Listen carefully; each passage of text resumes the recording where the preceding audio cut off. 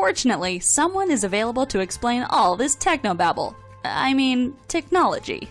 Your translation expert, Benjamin Rockwell, is here with Computer Talk Radio. The website, computertalkradio.com, computertalkradio.com. The phone number, 888-NERD, 888. That's 888-6373-888. This was a very busy week. We're going to be talking about Microsoft. We're going to be talking about their announcements. We're going to be talking about Apple and their announcements.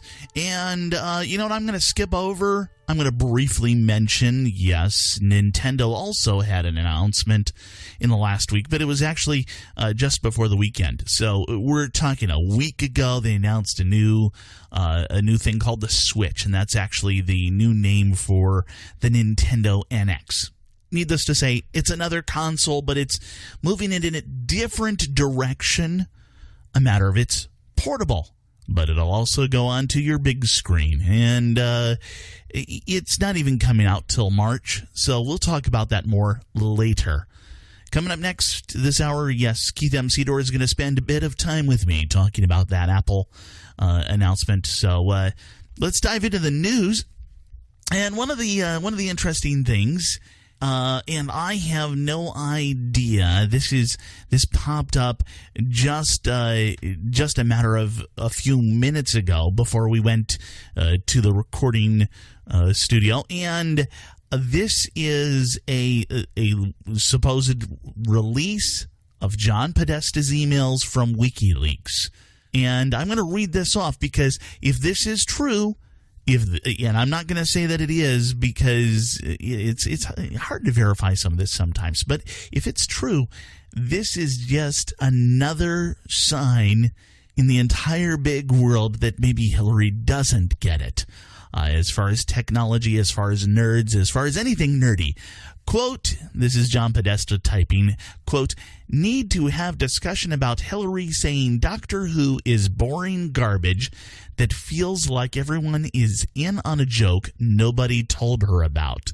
She knows some people say, well, she goes on about, or he goes on about the Doctor Who stuff, and England must be out of money, and that's why they can't make Doctor Who not look like a web series created by a high school student. She says Sherlock is all right, but it's pretty satisfied with itself and feels like more like she's supposed to like it than actually really like it, which has killed half the television for her, to be honest. I have no idea. If this is true, wow. I don't even know what to say. Also, last weekend, there was a big, huge DNS attack, actually, about a week now, actually. And this is something that the rumor has gone a couple of different ways as far as how this all happened. It's a distributed denial of service attack. Basically, a bunch of people were attacking this one particular website called Dyn, D-Y-N, and they were the target of this attack. And the concept of Dyn, the concept of DNS, is the domain name services. It's basically how we get from, well, if you go to computertalkradio.com, there's a number behind that. There's a specific numbered address. That's the number of the computer that we use for the website. Now, the DNS translates computertalkradio.com over to a specific number. I'm going to give you a generic number that is not a DNS. It's not an IP address, but you've got the idea. It'll be something along the lines of 257.12.12.42, and that is computertalkradio.com. So, if that were a real number. I don't know. I don't know the number off the top of my head. I don't worry about it because I just type in computertalkradio.com. So you got the idea there as far as that's what DNS does. It translates the name over to the number. Well, somebody attacked a server, a big, huge server that handles all of this. So nobody could find out, where is it? And that was with a number of websites, a large number of them. Some of the background on that was maybe some internet-connected home devices, that whole Internet of Things concept. A bunch of cameras and printers were programmed. We're not quite fully sure on that because I've heard people say, yes, that was what it was, but also people say, no, that wasn't what it was. So I'm still researching that one. More airlines are going to carry special bags that you can put your Samsung Galaxy Note 7 in if it starts like blowing up. Yeah, that's an interesting concept. I wonder if this is going to be just the new thing. We're all going to have to put all of our phones in those bags just in case they catch on fire. Who knows?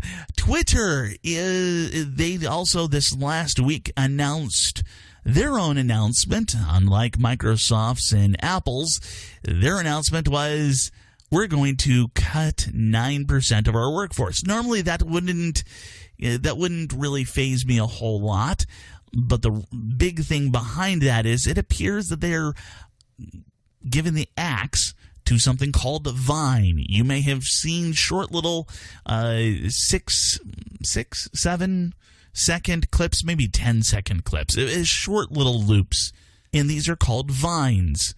They're short, they're quick little funny items, and it's an interesting thing. There's been a long discussion about whether or not Twitter was going to be bought by somebody, and now they're going to have to tighten the belt because nobody's coming along. Nobody's going to be buying them. So there you go. Angela Merkel, she is concerned because there are a number of things going on in regards to the algorithms. And we're going to talk a little bit more in regards to this in this particular topic in the second hour. Steve Keske is going to join me there, and we're going to talk about, some of the biases that are in those algorithms. And, Angela Merkel, she's the Chancellor of Germany. She says they distort perception. And if you've listened to me long enough, I'm quite inclined there to agree with that. It's a very interesting ongoing situation there. A reporter, it's a woman that was trying out a new technology, and that new technology was virtual reality. Well, I'm going to be very careful on how I say this, but apparently she experienced some unwanted virtual contact during a particular game that she was in, and this other virtual reality character came up to her and did some very inappropriate items, various gestures and whatnot. And I'm telling you, this is something that is getting to be kind of creepy. This is something that is absolutely amazing that people would do this.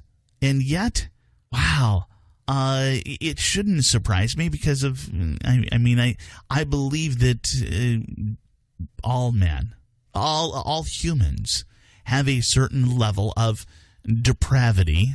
We all have our sin nature. Even still, this went way, way, way too far. So there's an entire thing on this. I'm not going to go into all of the details, but there's a long explanation about this contact and so forth. You can search for it online. Facebook. Well, there's a new court case coming along that is basically suing them for billions of dollars over the concept that they recognize you and how they recognize you. The fact that your picture, they can basically find your picture online and connect you up with all kinds of different locations. And this is an interesting thing because they've touted that for a long time. as it's a matter of a feature. And it's associating you with all of your friends and then looking through all of your friends' pictures so that you get to see all of the pictures that you're in.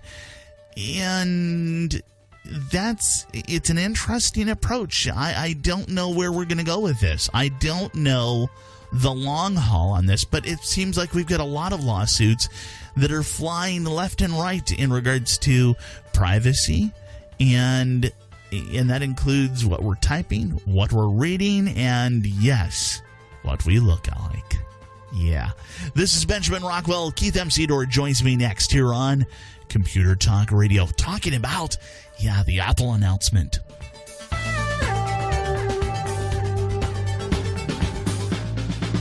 Let me tell you about The Radio Factory, an exciting new venue for talk radio. It's the internet, the wave of the present. My name is Benjamin Rockwell, and I'm the host of a syndicated radio program, Computer Talk Radio, so I know the internet is here and now. Many of the hosts at theradiofactory.com have their own podcasts or radio shows across the country, but many people like the comfort of listening to their own special radio show at a specific time and day, much like we watch live television. The internet, as you're probably aware, is a powerful tool that allows the Radio Factory to deliver unique programming with far more variety than the windbags who are simply about contriving up viewpoints to get you riled up. Additionally, you'll find that many of the programs are shorter, giving more information in less time. Stick with theradiofactory.com and see how it evolves to keep you entertained, interested, informed, and above all, intelligent. After all, the Radio Factory motto is building your intelligence one talk show at a time. theradiofactory.com.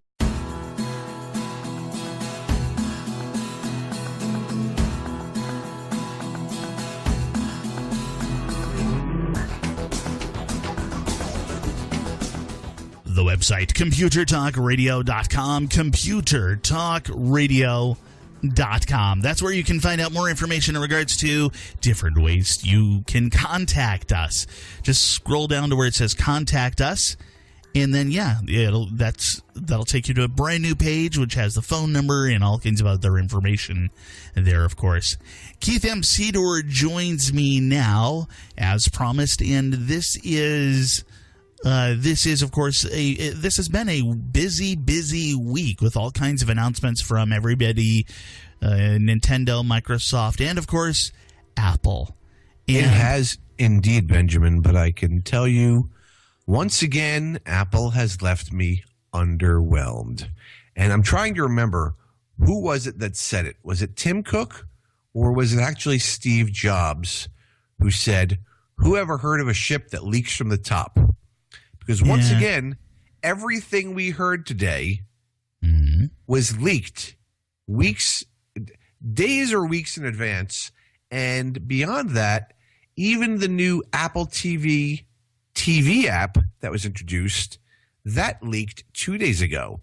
So there was nothing new that I was expecting. And I actually postulated that since the original Macintosh, when it was released in 1984, the Mac said hello, and then in 1998 it said hello again when the iMac was introduced. Yeah. And then I speculated that, well, since those were desktop Macs and the name of this event was hello again, that perhaps in the wake of everything that's been leaked, that there would be something Apple new. There'd be something actually exciting. Have a surprise or two up their sleeves, and then we would actually have but wait, there is one more thing. Yeah. And that didn't happen. I mean, everything that the rumor mill was speculating was that we were at least going to see a refreshed iMac, if not a redesigned iMac, to go alongside the brand new, completely redesigned MacBook Pro. Now, what we didn't get aside, I have to say, the new MacBook Pro is a thing of beauty. The touch bar at the top of the keyboard that replaces the F keys, that changes and adapts to whatever application you're in, making use of that space rather than just have them be static keys that do little or nothing, is a stroke of genius. So now this adapts depending on whatever application you've got, or does it Correct. even adapt within the application So if you're dealing with one particular set of commands, it'll be one set of information out there. Okay. Exactly, Benjamin. You could be in the Photos app, and you could resize and retouch your photos.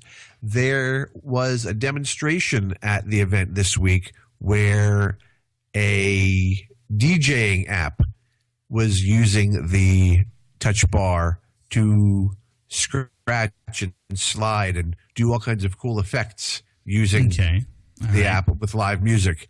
And every one of the Apple apps, whether it's part of the iLife suite with iPhoto, iMovie, GarageBand, or whether it's part of the iWork suite with Pages, Numbers, or Keynote, even Microsoft is adding functionality to Microsoft Office apps on the Mac in the touch bar. So this is going to be a new layer of usability for all Mac users going forward.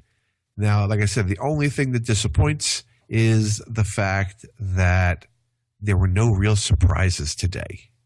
Okay, so now one of the things that I did hear coming out of this was a matter of they've eliminated all of the standard ports that we would normally deal with, things like the monitor ports, even USB ports, and weren't they big? They were big in bringing out Thunderbolt. Is the Thunderbolt port gone as well? No, it is not, Benjamin, because while at first glance it looks like there is simply 4 USB-C ports. Yeah. What these ports actually do, even though they're the physical shape of a USB-C port, they are actually Thunderbolt 3 ports.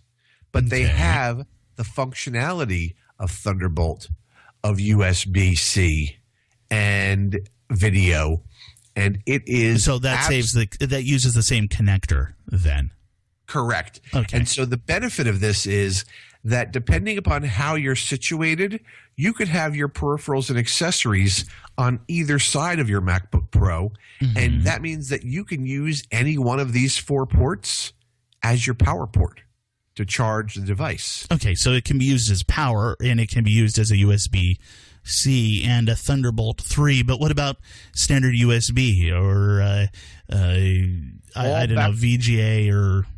Well, you have Thunderbolt 3, and it supports up to 40 gigabits per second data transfer. That is unprecedented. That's faster than anything we've seen with FireWire and anything we've seen with previous generations of Thunderbolt. And one of the things that's really neat is that Apple partnered with LG to make an amazing 4K display.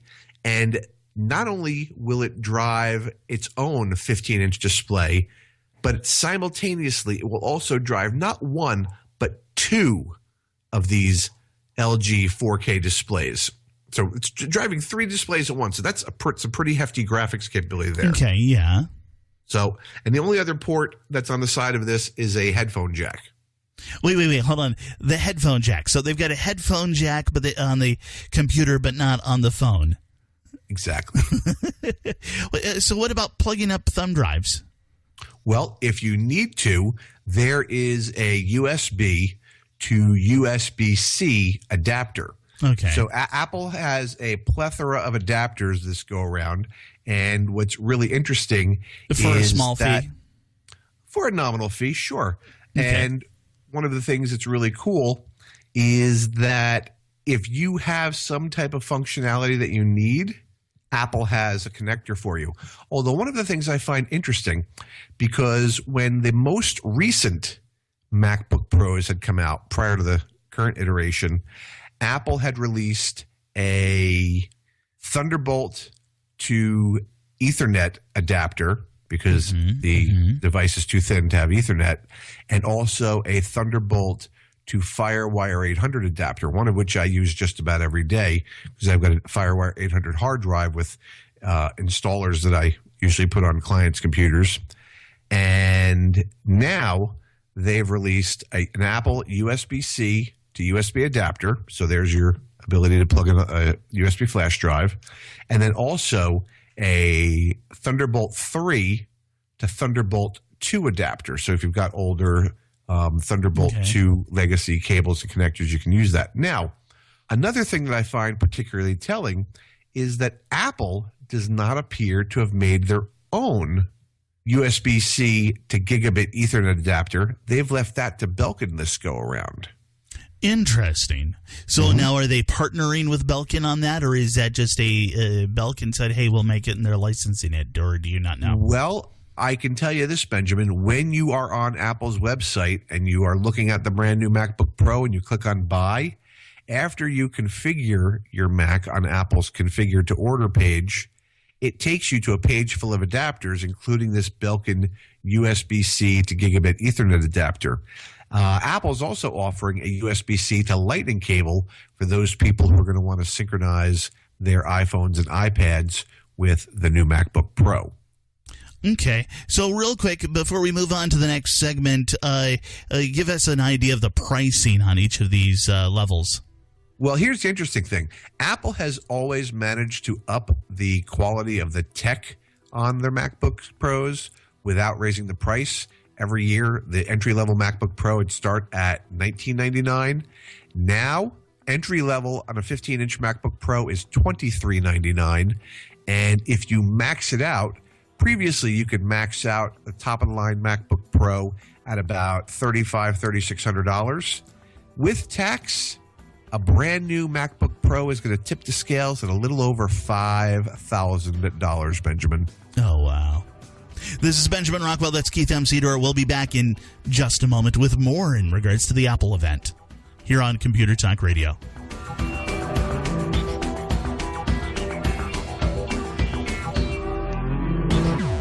I'm constantly looking for the right place to get computer hardware. It's not easy, as there are so many stores that have gone out of business, so many shady characters online, or they're simply not capable of handling diverse needs. In 1979, two guys got together and built a computer company that could serve your nerdy needs, Micro Center. The wide range of products at Micro Center includes even the latest of Raspberry Pi, Arduino, and other hobbyist-level computers. They also have drones. They've got them in all price categories, from toys to, oh boy. Look, you're looking for console gaming, home automation. Micro Center's got that. Hardware, software, accessories, or, well, whatever. It doesn't matter. From Apple to Zyxel, Micro Center has what you're looking for. 25 stores across the nation, or you can check them out online at microcenter.com. That's microcenter.com.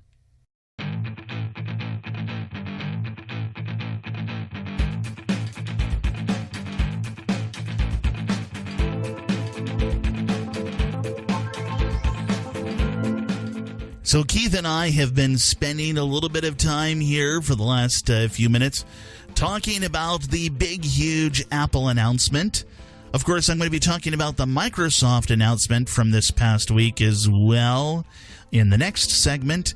But staying on that Apple front, because there was some more stuff that they covered. But in a quick recap, Keith, your overall thought of the event?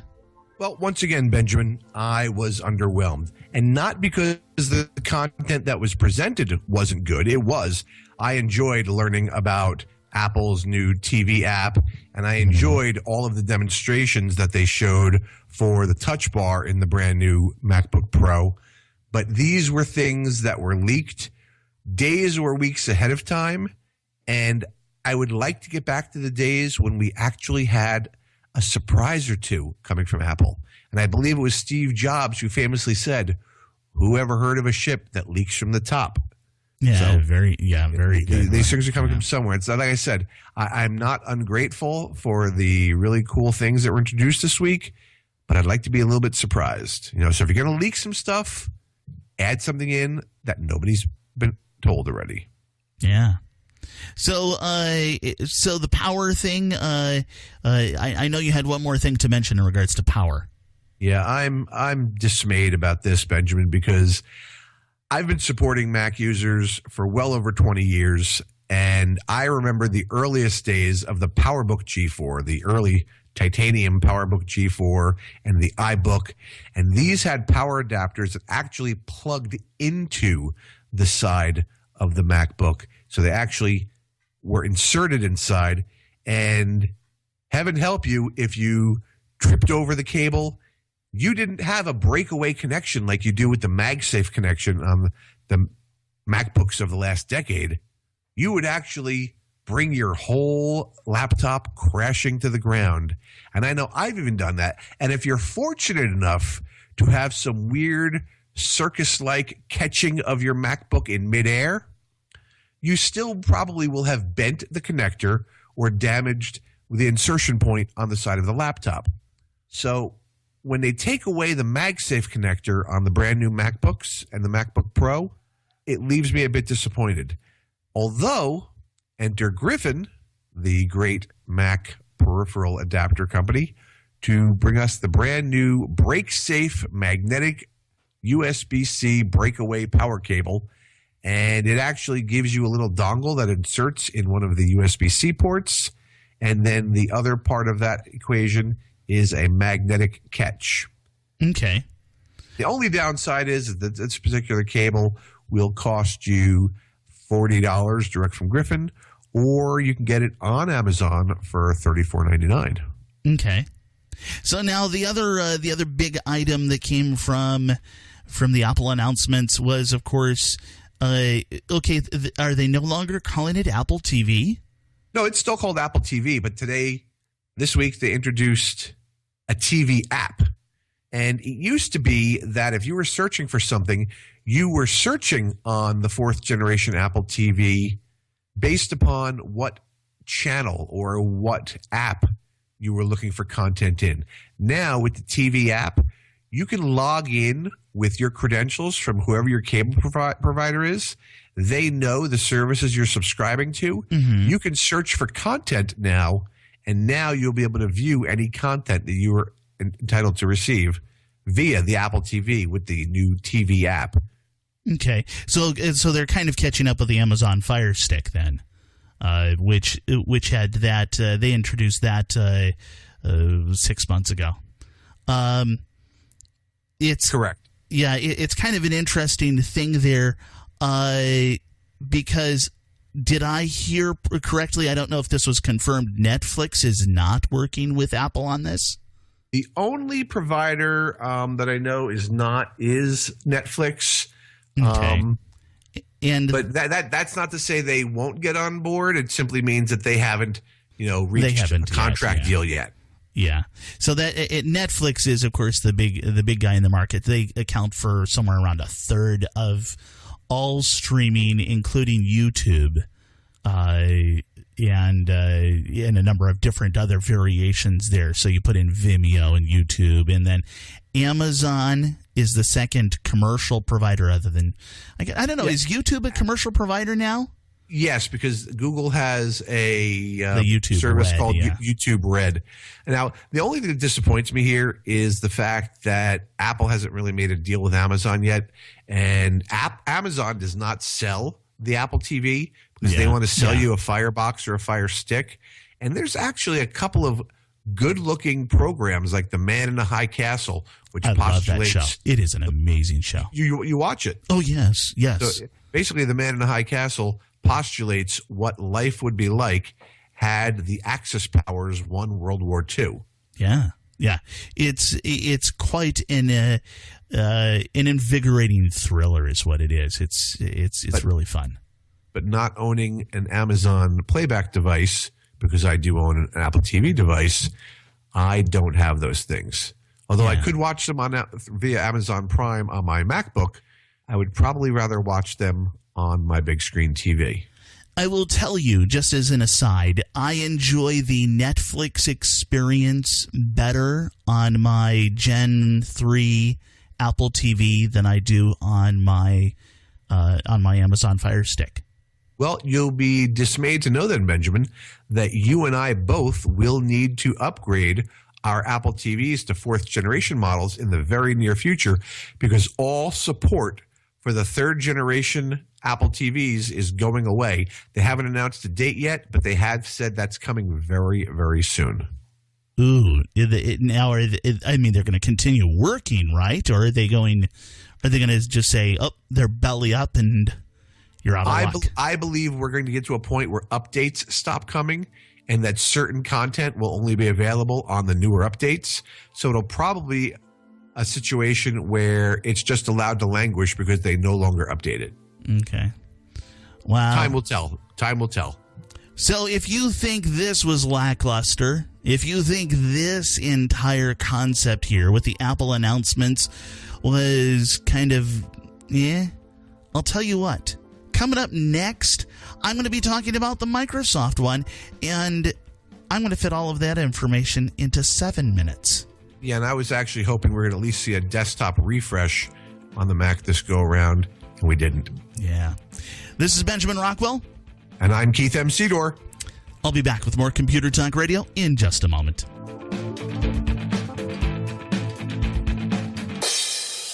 Hi, this is Benjamin Rockwell. Most of us use digital cameras nowadays, but what do we do with those old pictures and slides in the back of the closet? Well, let me tell you about Legacy Digital Productions. They specialize in taking your old memories on film, videotape, and slides and digitizing them to DVDs. If you have boxes of old slides, then you know they fade more and more each year. Let Legacy Digital scan them for you and stop the aging process dead in its tracks. You'll get beautiful 10-megapixel digital files, color-corrected and ready for printing. All this is done faster and cheaper than buying a film scanner and doing it yourself. Your files are then burned onto gold archival DVD discs where they will last for generations. Call right now, mention my name, Benjamin Rockwell, and receive a 30% discount on your order. Call toll-free 1-866-2-LEGACY. That's 1-866-2-LEGACY. And tell them Benjamin sent you. Your memories are priceless, so call 866-2-LEGACY now.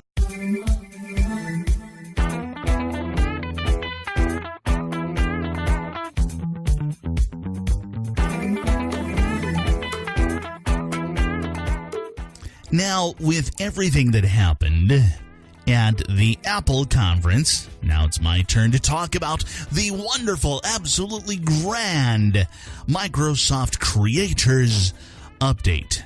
Yeah, the day before Apple had their big announcement, Microsoft had their big announcement in regards to Windows 10, and you can probably tell that I'm also not impressed. It's to a level that I don't even know what to say with this. Let's go through some of the different things.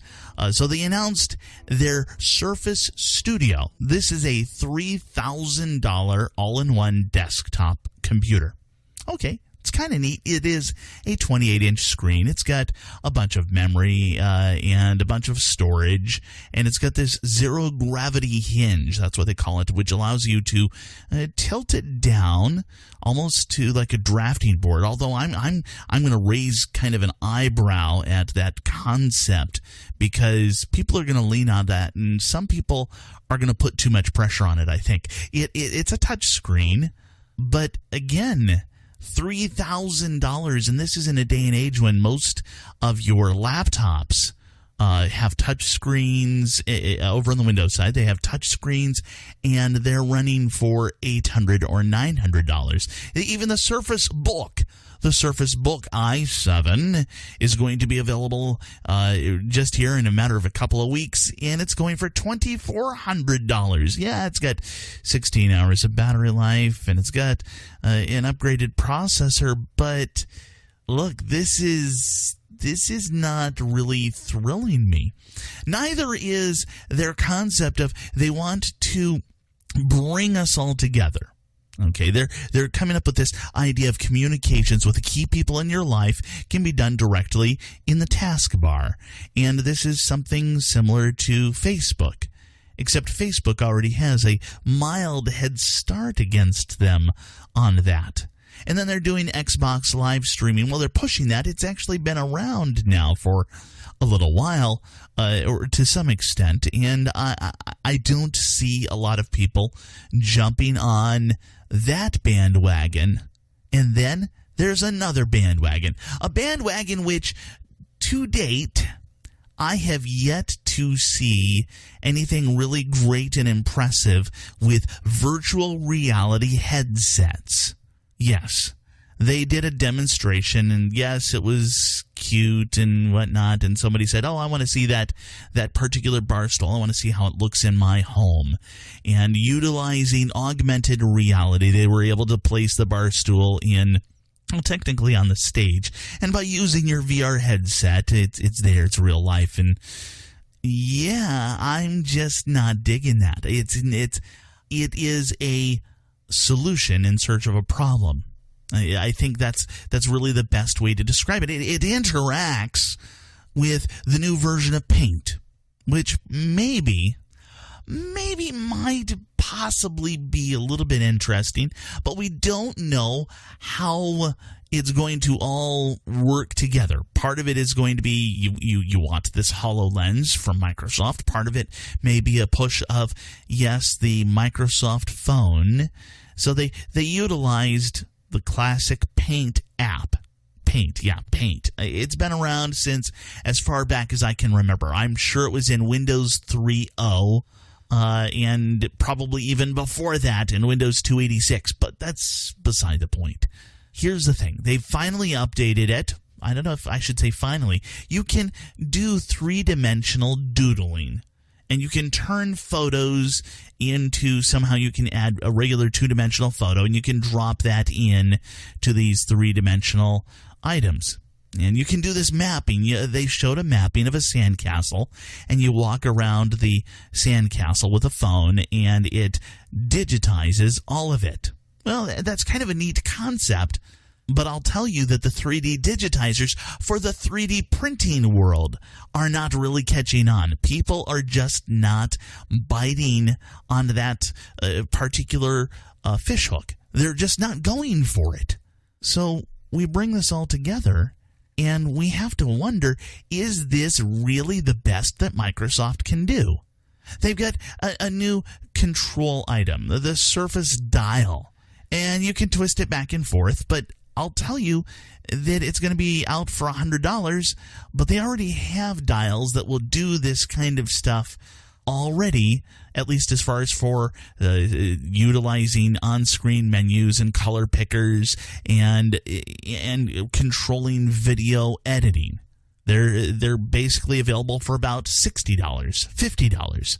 So what we've got Microsoft offering hardware that other people are already offering for far cheaper, both in the Surface Dial and the Surface Book and the Surface Desktop, and they are pushing this as being somehow state-of-the-art. I mean, okay, look. I am excited that they are moving forward with the Surface line and that they're continuing. Yes, the latest version of the Surface did finally bring it up to speed as far as compared to other versions. The first version of the Surface was absolutely unthrilling. But at this point in time, we have to wonder just how much of an innovator that Microsoft wants to be versus a follower. These aren't really innovations to any great extent because there are plenty of companies that are in the 3D world, in the VR world, in the streaming world, in the, social media world. Yeah, I just wasn't thrilled. I don't know why. This is Benjamin Rockwell. You're listening to Computer Talk Radio.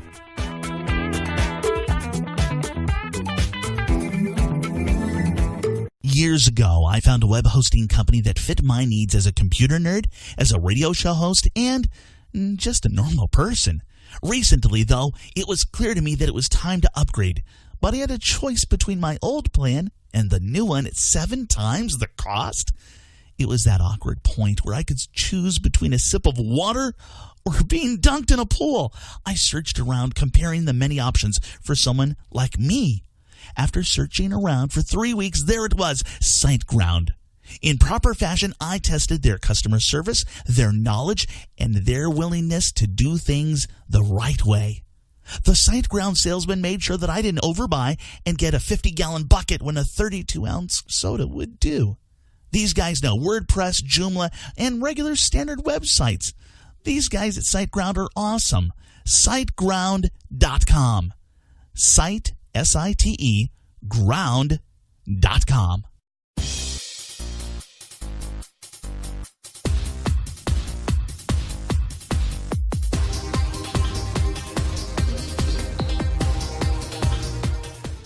as much as we say artificial intelligence is getting a lot better, I have found that it's failing us in different ways. We're probably familiar with the fact that autocorrect is infamous for providing all kinds of, very embarrassing at times, very awkward corrections to our speaking, both to our standard texting. You're typing it in, you know you typed it correctly, or sometimes it's just a matter of Siri hears you say something and it assumes this, that, or the other thing. Siri, I was talking about, I was basically making notes. Siri was taking them, and everybody is trying to influence us in one direction or the other. And then I went and I looked, and one direction was capitalized. Somehow Siri thinks that I would listen to a boy band.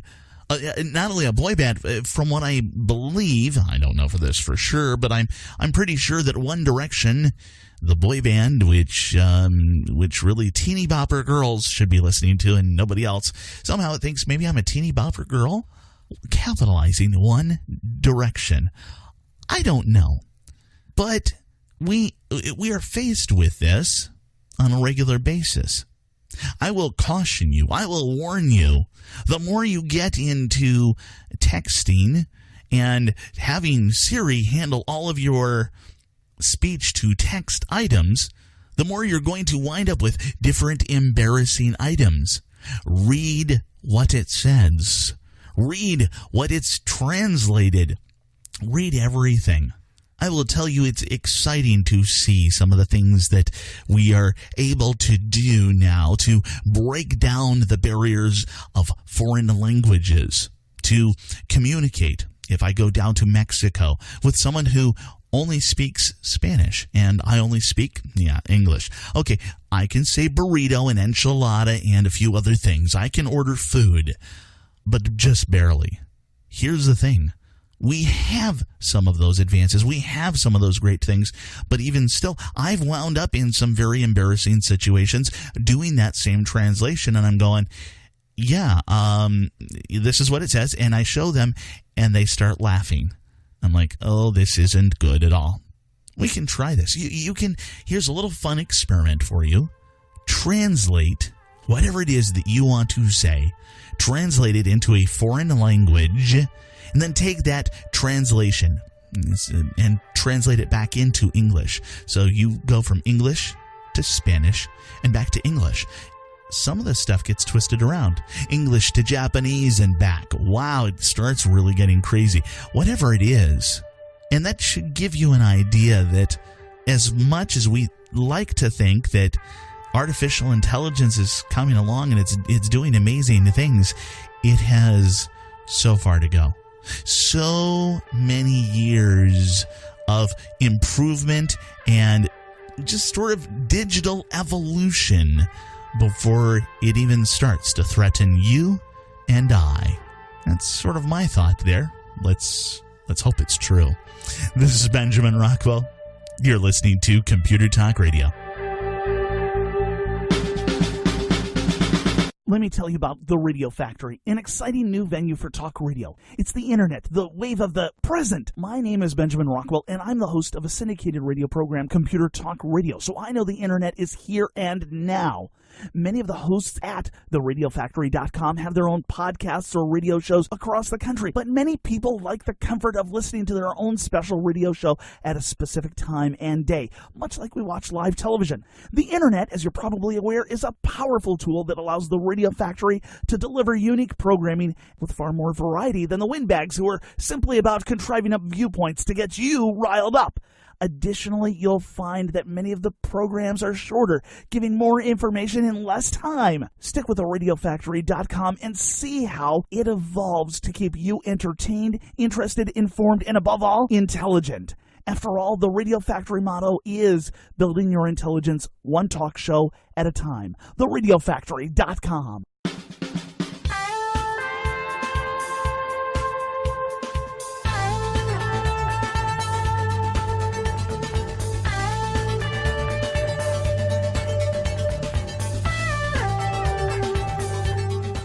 Can't find out what to buy at the computer store? Benjamin Rockwell's got the answer, helping you make sense of technology. Here's Benjamin Rockwell with Computer Talk Radio. The website, computertalkradio.com, computertalkradio.com. The phone number, 888-NERD, 888, that's 888-637-3888.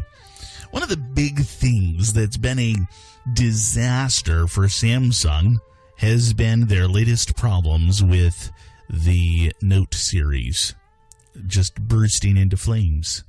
Just self-immolation, just poof. And they're having problems with that. And there have been some rumors that there's Apple problems as well, but people are kind of raising an eyebrow at that. We think that maybe one has happened, and we don't know exactly the details on that.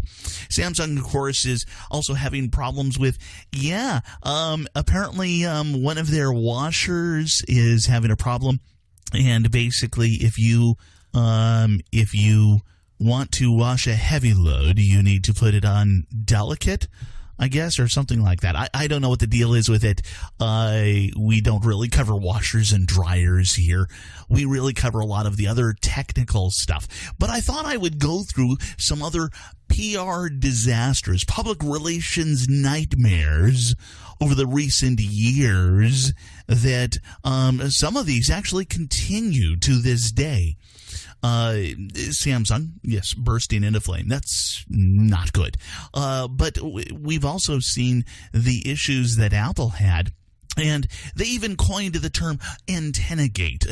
What is it? There was, all of these different gates for every single different disaster that somebody had. We name it after Watergate. Why? I don't know. But antenna-gate, and this was a situation which actually started with the iPhone 4. If you grip it in the wrong way, you lose all of the signal strength. And they turned around and they fixed that problem, sort of, kind of. And then they did that they still had problems with the iPhone 5 and the iPhone 6. iPhone 7, it remains to be seen if we still have antenna problems there. But I know that, me personally, if I hold my phone in just the right way, I do get diminished signal off of my antenna. Go figure. This is years later. And Steve Jobs famously responded to a customer by suggesting he wouldn't have reception problems if he avoided holding it that way. It's that whole thing of, my head hurts, doctor. Stop hitting your head against the wall. Yeah, okay, maybe Steve Jobs found that funny, but most people did not. Yahoo and China, and actually Google and China, and and Microsoft, all of these guys, there is a distinct issue all the way along with censorship. And we're seeing that rear its ugly head again. And this is across the board. Whether we're talking about Facebook or Google or Yahoo or whoever, we're dealing with China. And for whatever reason, we seem to be we seem to be allowing these major companies to get away with this. They are both allowing a repressive regime to control how much information is spread over the internet. That's a problem. But we're also allowing them to basically demand information from these services and give it over to the Chinese government. Of course, that's another whole story. It's a matter of these corporate companies actually are not as beholden to human rights that are enumerated within our Bill of Rights. Another PR disaster, another total disaster was Microsoft Windows Vista. Well, it wasn't their first one. They had a PR nightmare with Windows ME, and they had one with Windows 8 as well. But Vista probably was the worst one as far as their PR goes across the board. Vista was probably, I don't know, it was probably one of the worst handled items. They kept on saying how everybody loved this. At least with Windows 8, they backed off and they said, hey, we understand, it's, and they tried to provide explanation. Vista, they just said the users were wrong. And that was an amazing issue altogether. And then a couple of years ago, Google, they were driving their cars around. They were going around, and this is the Street View cars, going across the country. And what did they do? Oh, they started doing what we call war driving. Yeah, data sniffing. They would drive these cars all over, and while they were in range of your Wi-Fi access point, they snagged that data. They just grabbed it, whatever data was there. And that usually amounted to very little because, the Street View cars are moving fairly at a decent clip. But that was a nightmare when everybody found out that they were doing that. And of course, we move from the Samsung exploding phones to back a little bit further. 2006, Sony had to recall 9.6 million batteries. That's roughly about 5 times as many as the Samsung phones that are having to be recalled. Now, these batteries were all recalled based off of, laptops bursting into flames.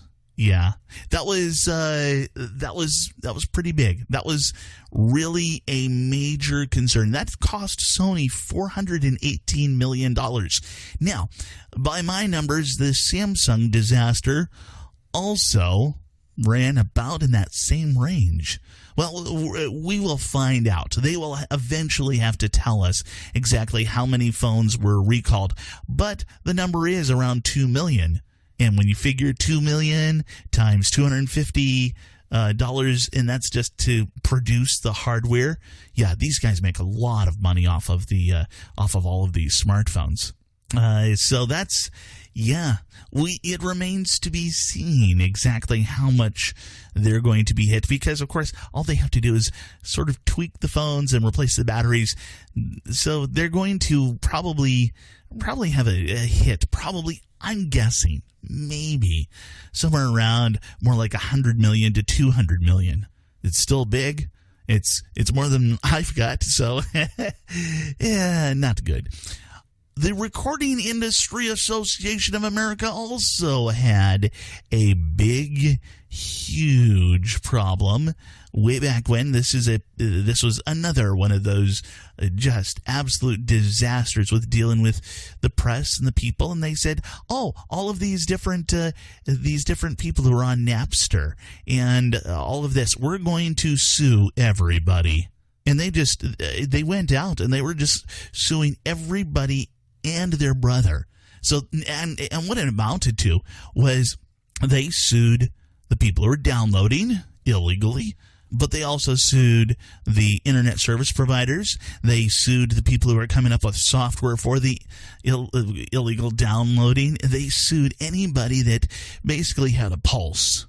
They didn't really manage to sue everybody, but some of the things, you start hitting little old ladies, moms, grandmoms, who's basically the kid under their charge was downloading via Napster, and they get a judgment for $500,000 against the poor woman.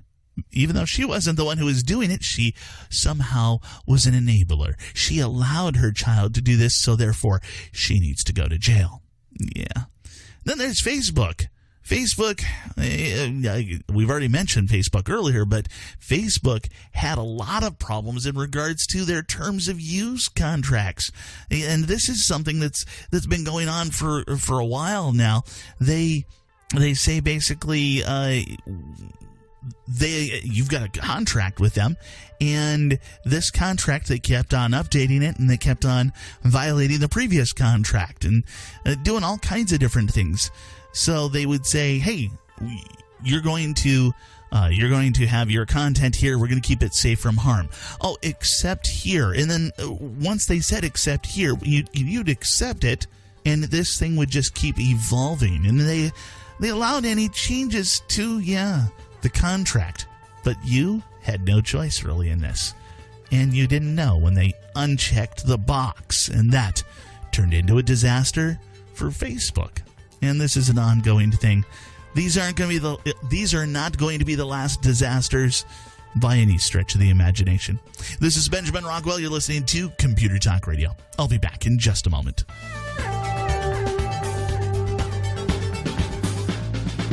Let me tell you about The Radio Factory, an exciting new venue for talk radio. It's the internet, the wave of the present. My name is Benjamin Rockwell, and I'm the host of a syndicated radio program, Computer Talk Radio, so I know the internet is here and now.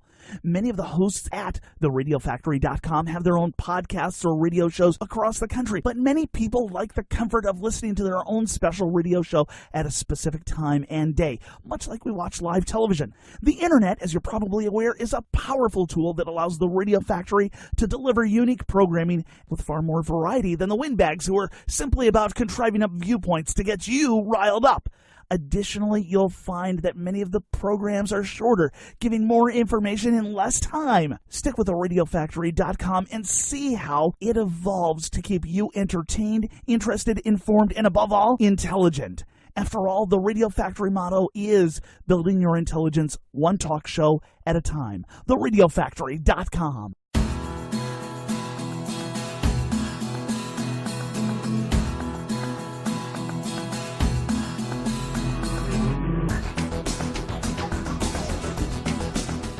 The phone number, 888-NERD-888. That's 888-6373-888. One of the nerdier topics that I've been following throughout the year has been this entire 40-year house concept. A matter of automation and just computers and everything. Marty Winston joins me now. And Marty, I was looking over the 40yearhouse.com website, 40yearhouse.com, and I came across something that for whatever reason, it just sparked up in my mind, because I'm always having to name computers, I'm always having to name servers everywhere, and you've actually started to name a lot of your controllers all over the place here. I think this is just your Raspberry Pis, all kinds of names. So where I might assign. I know in one client we've got like 20 servers, and each of them starts with an I. So I have to pick out a name for all of these different things, and I usually associate them with what that server does. In this case, it looks like you're doing kind of the same without them all having the same letter that they start with. But apron, I like this.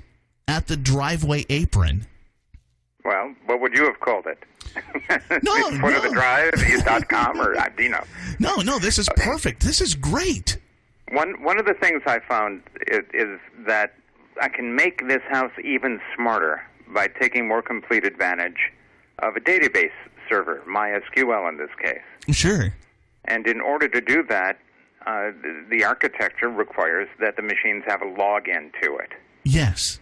Now, I could have called them, the Pi 14, Pi 15, or done something stupid. I would have never remembered what it's about. Exactly.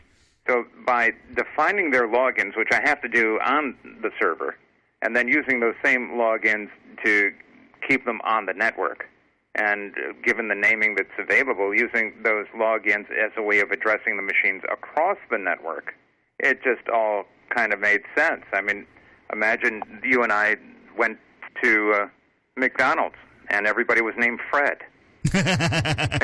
Yeah, a little bit of craziness when you go in to complain that your burger was raw or overdone or something like that. Yeah, I got an order for Fred.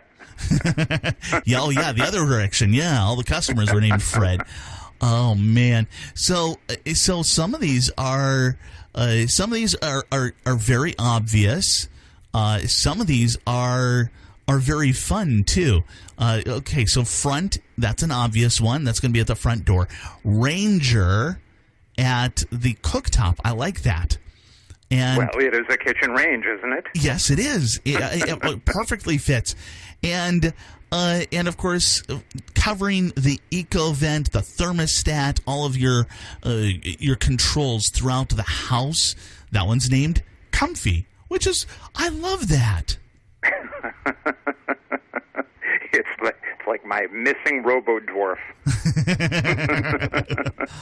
Oh, man. And then, of course, so a lot of people may not be aware that there's something called SQL, or in this case, you're using MySQL, which is just a variation, and it's SQL, but you've actually assigned a word for that, squeals. Yes, squeals, yes.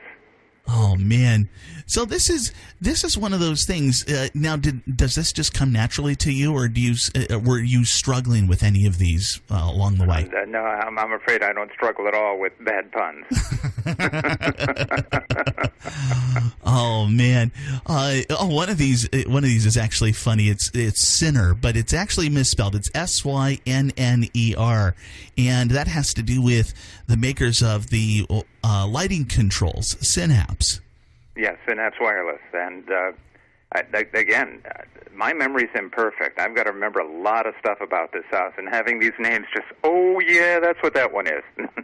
You know, I've worked at companies where they assign really obscure number letter combinations to all of the user computers, and you have to know which computer you're on before they remote control your system. You're going, okay, yeah, my system is Q-539M7, and you're going, you got my old system. yeah, yeah, exactly. And I'm sitting there and I'm like, how is anybody going to remember that? And you always have to look it up. I've always tried to make things just easy to remember. It's a matter of the KISS concept. Keep it simple, silly. And silly. Okay. Yeah. I don't like to call people stupid, so keep it simple, silly. And it just helps out. I always think of a matter of somebody should be able to come along if I'm out sick or something, they should be able to say, okay, this is obvious. And in this case, my wife is not technologically savvy, so I have to do this at home. Congratulations. I don't know. Is your wife technologically savvy? Well, the answer is more than she lets me or others know. Nice. Okay. So she catches on to this stuff. That's good. That's nice. Yeah, but she also despises it. Ah, okay. All right. So this stuff happens. So anything else that that's not listed on the page that would be of interest in regards to these naming conventions? Well, the one thing I want to mention is the one master controller here is named Stash. Stash is my private acronym. Uh-huh. For smarter than a smart house.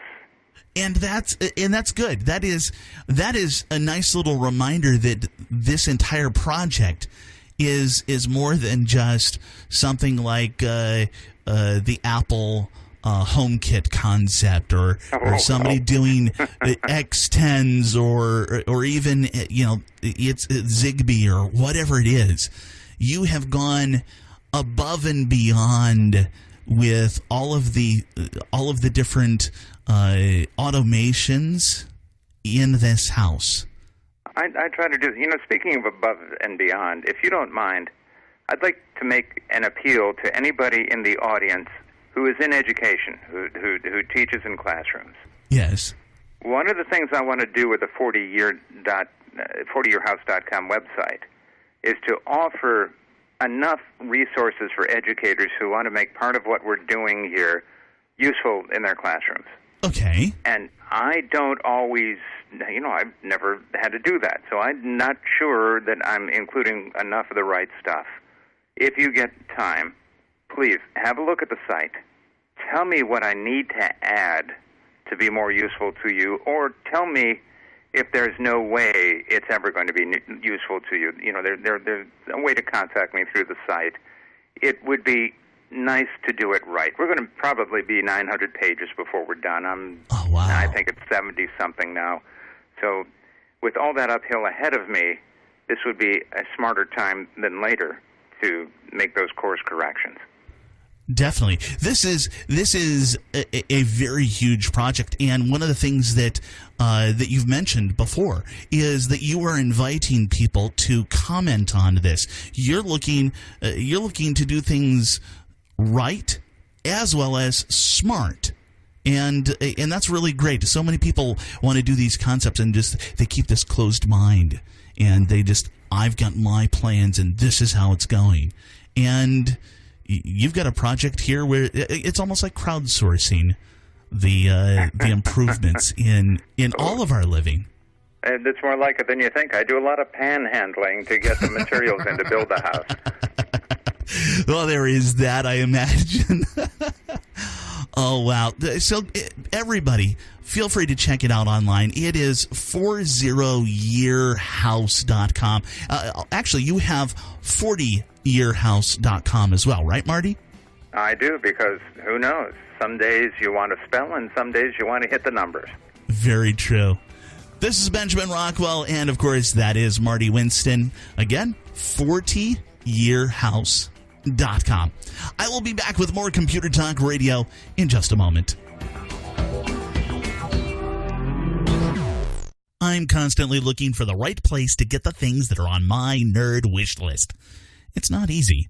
There are so many stores that have gone out of business. There are so many shady characters online, or so many of them are just simply not capable of handling my needs in a one-stop shop. In 1979, two guys got together and built the brick-and-mortar company that could serve your tech needs. Of course, today, they've got an online presence, and it's called Micro Center. They've got tablets, iPad, yes, but also Android and Windows and all the accessories, too. They've got laptops, desktops, all-in-ones, Windows or Apple, of course, all covered here.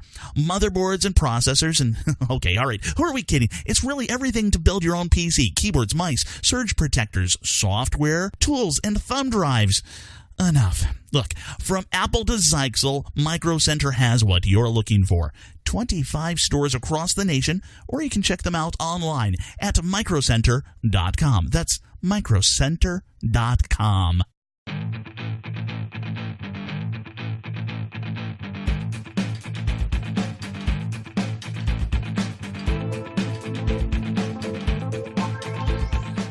The website, computertalkradio.com, computertalkradio.com. Steve Keske joins me now, and Steve, you've been watching TED again, the TED Talks, Technology, Entertainment, and Design. And this is, I'll let you actually introduce this. Go ahead. All right. I was watching and I was listening to this nice woman talk about these stuff. Mm-hmm. And her thing was, she first defined what a computer algorithm. Now, we've all heard people talking on the TV and on the talk shows about algorithms and what they're doing and all this other good stuff. Sure, yeah. But in simplest terms, all a computer algorithm is a set of instructions to solve a problem or a situation. Now, given that as a set of instructions, you now get into what she was getting into, and that was bias. Okay, so now, so let's bring this down for a little bit more basic for the users. It's a formula. It's even though it's in this case she's referring to it as as not being a math formula, it's still a formula. It's still some way of where you're determining if x plus 1 equals y, or whatever it is. All right, it's like saying, I'm going to keep track of everything that you're doing on the computer system so I can anticipate what you want me to show you. Sure, yeah. That's a problem. How do I do that? That's the algorithm. Yes, exactly. Okay? It's not a formula. It's how do I get to knowing what you want and being able to anticipate it. That's now. Let's get to what she was calling was bias, because a lot of these algorithms that they're talking about on the TV and everybody else has to do with metadata, massive amounts of data. Yes. Okay. Yes. So they're going through all of this, and the same thing holds true with, the whole idea of going out there and looking at your emails and everything and finding keywords. That's metadata. And an algorithm's going to go out there and do that because it's being looking for certain things. Well, the same thing holds true with hers, but she was talking about algorithms that may or may not have bias. For instance, she's in one of her examples were, all right, we are in an election year. Sure, yeah. So, again, you're getting into all of this. You see the TV, and they were saying that 44% is for this person and 41% is for that person, and there's a margin of an error of whatever. X percent. So now you got X percent, usually 3 to 5%, one way or the other. So you're sitting there and you're saying, okay, what does all that mean? Well, what does that mean is either one of two things.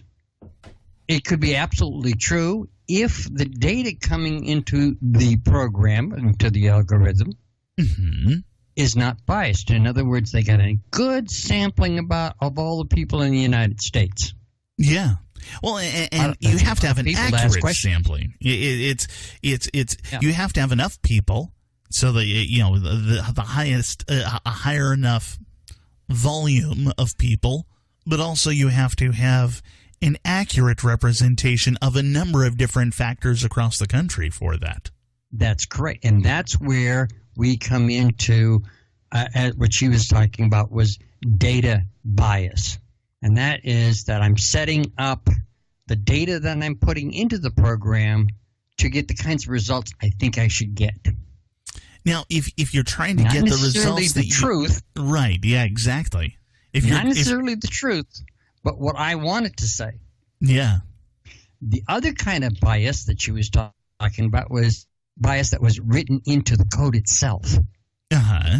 So in other words, I can put all of the unbiased data in it, but all my results will always be biased one way or the other. Sure, yeah. Well, because you're trying to account for all kinds of different expectations. I mean, no. Look at it this way. I write up the code so that when I write up the code says, if you find this situation, don't add 1, add 5. Sure. I'm biased. Yeah. Okay? That's the kind of bias she's talking about within the program. So you're distorting the picture, not by what kind of data you're coming in, but by what you're doing with it. Yeah. Now, that's the other kind of bias. This is one of those things which could explain, or not could, it definitely explains why we have all kinds of different polls saying all kinds of different numbers.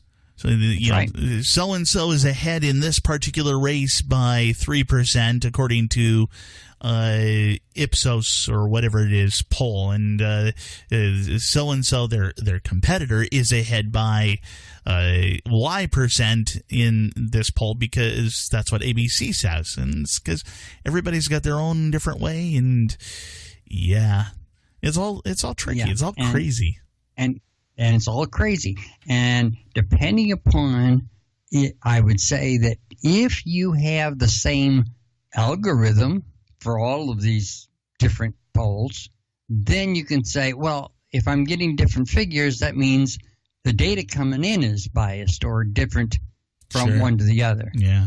On the other hand, if they're all using different programs, they can all give it the same information and still come up with different figures. Yeah. That's program or algorithm bias. Yeah. So this is her whole gist of this whole program was we as people, as a society, have to start to tell and enforce upon programmers, pollsters, advertisers, whatever have you, that run these algorithms and put up all these percentages or whatever they're doing, telling them, hey, you've got to be on the lookout for bias, either in your data or in your algorithms. But you got to start looking at it from a very analytical way. Are you being biased? Yeah, definitely. Get rid of it. Yeah, you've got to tackle it wherever you find it. This is Benjamin Rockwell, and that's Steve Keske. You're listening to Computer Talk Radio. I'll be back in just a moment.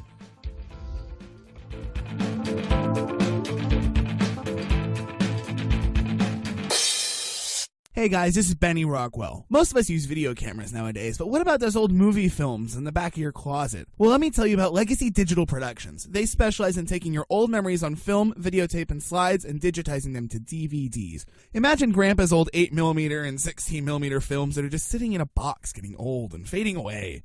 Legacy Digital will clean and recondition those films, capture them digitally frame by frame, and then produce beautiful DVDs of your precious memories on long-lasting, archive-quality discs. They don't use a projector, and your films can't be damaged in the process, the best available for families like yours. The final results are gorgeous. What better way to preserve those precious memories for future generations?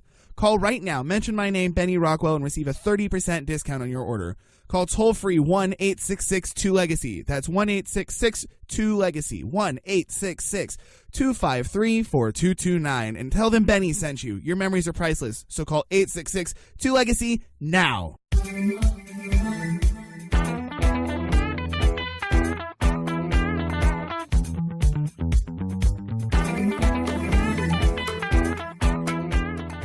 This is Benjamin Rockwell, and you're listening to Computer Talk Radio. The phone number, 888-NERD, 888, that's 888-637-3888. I'm a computer nerd, and there are things that I enjoy about computers and technology and the different directions we have gone in because of the magic of numbers. The magic of what programmers have done. I want you to think about this. Netflix is really kind of neat in their algorithm that tells us about movies. I am constantly fascinated. I will bring up a movie and I will say, I really wanted to see that in the theaters. Wait a second. It's saying I would rate this 2 stars?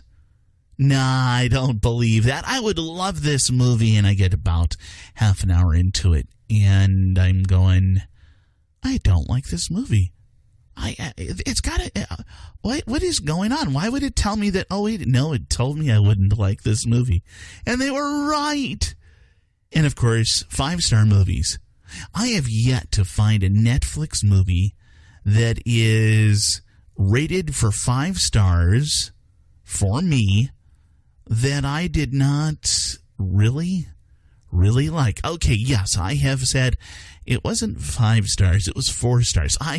I've said that before. I have not said, 5 stars. No, I'll give it 3 stars. I'll give it 2 stars, 1 star.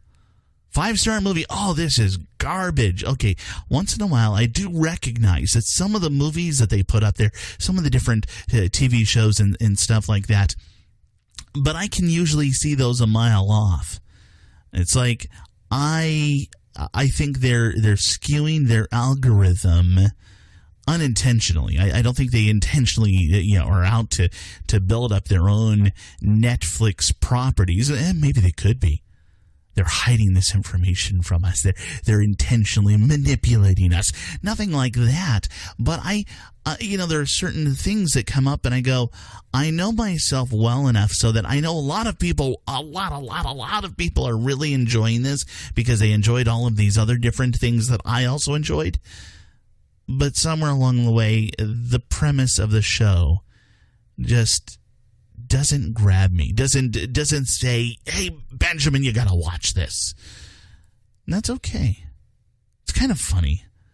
I hope that we don't wind up going down a road, though, where we start seeing these algorithms applied more and more in our lives.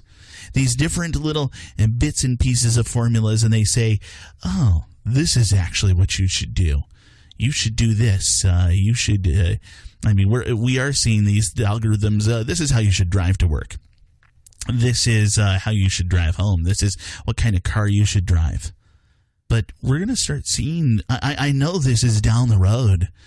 As a matter of fact, I remember taking, I don't know, was that Myers-Briggs? Something like that. There's a test. It's a personality test that says, hey, you'd be absolutely thrilled with being a kindergarten teacher. You'd be absolutely thrilled being a garbage truck driver. Or an astronaut, or whatever it is. And it's weird because, we shouldn't be able to tell these things. And those actually have been around for ages. It's just that you have a lot in common with whether it is the first grader teacher, the garbage truck driver, whoever it is. But then there are different things that go along with that. One of the concepts when I was growing up was you'd be absolutely happy being a computer guy. And for years they said no. No, it also said I'd be happy being a police officer. And now that I can tell you I wouldn't have worked out well being a police officer. I don't get me wrong. I enjoy police officers. I think they're wonderful people. I just I wouldn't want.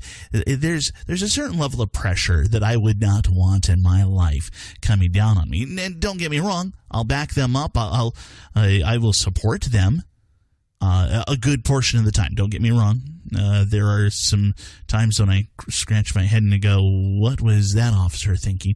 But that's another story altogether. The whole key thing is our life just destined to be run by computers and technology? The answer is altogether possible. I don't want that. I don't think any of us should want that. I think computers should be making our lives easier, not harder. I think these computers should be serving us, not changing us, not twisting us in brand new directions. And just like we see with my Netflix viewing experience, just like what I go through there when I'm sitting and I'm watching this, that, or the other thing, and then Netflix says, hey, this is going to be 5 stars, but I know myself well enough. Maybe you should do the same. I should do the same. We should all do the same and say, I don't think so. We need to retain that control in our lives, that guidance, that just common sense that sits there before we really make a mistake. But then again, maybe that's just me. Maybe that's just how I think. Maybe you're perfectly happy having a computer rule every part of your life. This is Benjamin Rockwell. You're listening to Computer Talk Radio.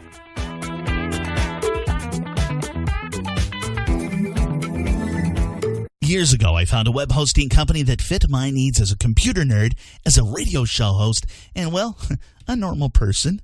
Recently, though, it became clear to me that it was time to upgrade. I had a choice between my old plan and the new one at 7 times the cost. It was that awkward point where I could choose between a sip of water or being dunked in a pool. I searched around, comparing the many options for someone like me. After looking for 3 weeks, there it was, SiteGround. In proper fashion, I tested their customer service, their knowledge, and their care, their willingness to do things the right way. The SiteGround salesman made sure that I didn't overbuy and get a 50-gallon bucket when all I needed was a 1-gallon bucket. The folks at SiteGround know WordPress, Joomla, and more. SiteGround.com. SITE ground.com for your web hosting needs. SiteGround.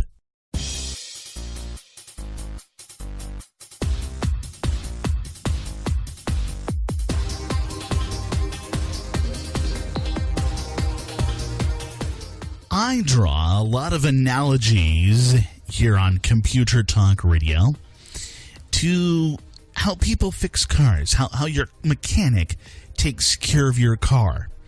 Because I've known a couple of mechanics, and we seem to have sort of a similar mindset along the way in regards to, fixing computers and fixing cars. They are both issues which people think that they can fix on their own, but they struggle at times with some of these things, and we become those master mechanics of your car or your computer.